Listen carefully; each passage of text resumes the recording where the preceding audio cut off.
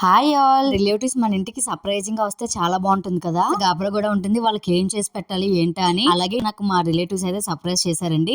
So వాళ్ళ కోసం నేనైతే ఏవేవి ప్రిపేర్ చేశానో చూపిస్తాను. ప్రిపేర్ చేయడమే కదండి, వాళ్ళైతే నాకు చాలా హెల్ప్ కూడా చేశారు. ఇంతకీ ఎవరు వచ్చారో నేను లాస్ట్ లో అయితే చెప్తాను.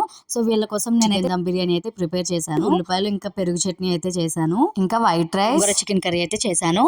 సో ఆఫ్టర్నూన్ 2 అయితే అయిపోయిందండి లంచ్ చేసేసరికి. ఇంకా ప్రిపరేషన్ వాళ్ళు వచ్చిన తర్వాత కదా స్టార్ట్ చేశాను. సో కొద్దిగా అయితే లేట్ అయింది, బట్ అన్ని కూడా చాలా యమ్మీగా అయితే కుదిరాయి.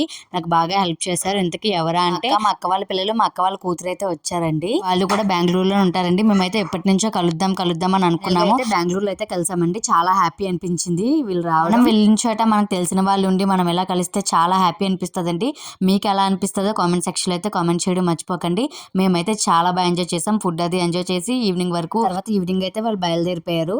వీడియోగా నచ్చినట్టయితే లైక్ చేయండి. Thank you for watching.